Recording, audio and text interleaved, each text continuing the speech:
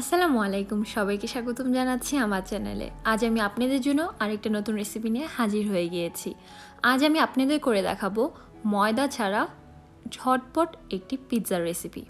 আজ আমি পিৎজাটা করব আলু দিয়ে, আর এই পিৎজাটা বানাতে খুবই সহজ, ছোট বড় সবাই পছন্দ করবে, বাচ্চাদের টিফিনেও আপনারা এটা দিতে পারেন। সো বেশি না দেরি করে চলুন আমরা রেসিপিতে চলে যাই। তো প্রথমে একটা মিক্সিং বলে আমি নিয়ে নিচ্ছি এখানে 4টা ডিম। আমি আজ এই পিৎজাটা করব পরিমাণ মতো, টোটালে আমার হবে 10টার মতো, যেহেতু আজ আমি মিনি পিৎজা করব। আপনারা চাইলে এটার কোয়ান্টিটিটা বেশিও দিতে পারেন বা অল্পও দিতে পারেন। এখন ডিমের মধ্যে আমি দিয়ে দিচ্ছি লবণ পরিমাণ মতো, আর তার সাথে দিয়ে দিচ্ছি এখানে আমি ইটালিয়ান হার্বস বা পিৎজা মিক্স হার্বস যেটা পাওয়া যায় সেটা দিয়ে দিচ্ছি, অথবা আপনারা এখানে অরিগানোটাও ইউজ করতে পারেন। এটা দিলে পিৎজার স্বাদটা খুবই বেড়ে যায়। আপনাদের কাছে যদি না থাকে তাহলে আপনারা এটা বাদও দিয়ে দিতে পারেন। এখন আমি এখানে নিয়েছি 2টা আলু। এই আলুটাকে আমি এভাবে পাতলা পাতলা করে কেটে নিয়েছি, আর চেষ্টা করবেন পানিতে ভিজিয়ে রাখতে, না হলে আলুগুলো কালো হয়ে যাবে। এখানে আমি নিয়েছি এখন একটা প্যান, ননস্টিক প্যান, চেষ্টা করবে ননস্টিক প্যান নিতে। সেখানে আমি একটু সামান্য তেল দিয়ে দিচ্ছি। তেল দেওয়ার পর আমি আলুগুলো দিয়ে দিব। আর আমি আজ এখানে মিনি পিৎজা করব, তার জন্য আমি একটা মিডিয়াম সাইজের প্যান নিয়েছি। আপনারা যদি বড় করতে চান তাহলে বড় একটা সাইজের প্যান নিয়ে নেবেন। এখন আমি আলুগুলো এভাবে বিছিয়ে দিচ্ছি, তারপর সামান্য একটু লবণ দিয়ে দিচ্ছি, যেহেতু আলুতে কোনো লবণ দেওয়া নাই। এখন আলুটাকে 2 থেকে 3 মিনিট পর্যন্ত সতে করে নিতে হবে। যেহেতু আলুটা বেশি ভালোভাবে কুক করতে হবে, তার জন্য আগে এইভাবে একটু সতে করে নিতে হবে, কেন পরে যখন আমি আরও টপিংসগুলো দিব তখন আলুটা আর হবে না। সো এটা খুবই ইম্পর্ট্যান্ট, আগে একটু এভাবে ভেজে নিতে হবে।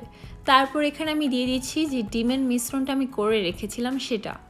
এত বেশি দিতে হবে না, জাস্ট আলুগুলো একটু ঢেকে গেলেই হয়ে যাবে, সুন্দর একটা বাইন্ডিং আনার জন্য।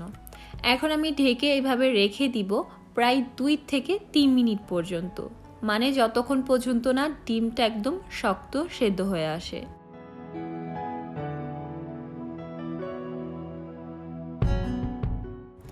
যখন সেদ্ধ হয়ে আসবে আমি এখানে দিয়ে দিব পিৎজা সস। সো পিৎজা সসটা আমি এখানে করেছি জাস্ট টমেটো পিউরি নিয়েছি, অলিভ অয়েল আর ইটালিয়ান হার্বস দিয়েছি, আর সামান্য লবণ।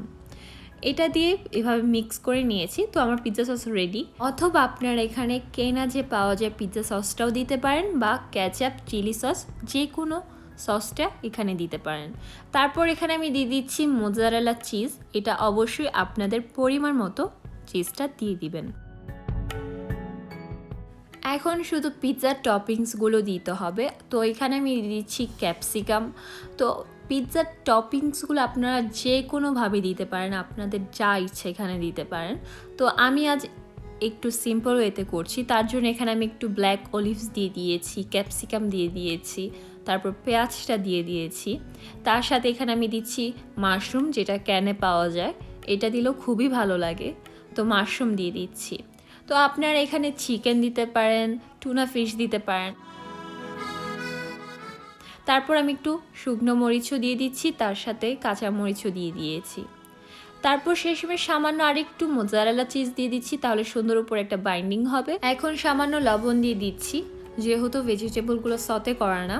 তারপর আমি এখানে দিয়ে দিচ্ছি চিলি ফ্লেক্স। আমি একটু ঝাল ঝাল করতে চাচ্ছি, বাট এটা একদমই আপনাদের টেস্ট অনুযায়ী।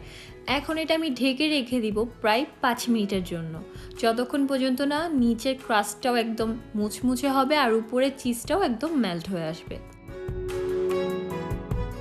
অবশ্যই নিচে একটু চেক করে নেবেন। তো পিৎজা নিচটাও হয়ে গিয়েছে, এখন এটা আমি তুলে নিব। তো এই তো আমার মিনি পটেটো পিৎজা রেডি। এখন আমি একটা কেটে দেখাচ্ছি যেটা কতটা পারফেক্ট হয়েছে, আর আপনারা বুঝতেই পারবেন না যেটা পটেটো দিয়ে করা হয়েছে। এটার স্বাদটা এতই টেস্টি হয়, আর বাচ্চারা তো খুবই পছন্দ করবে।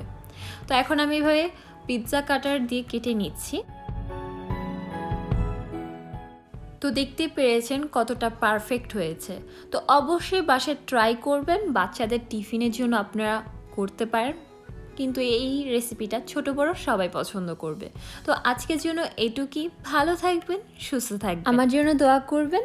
আল্লাহ হাফেজ।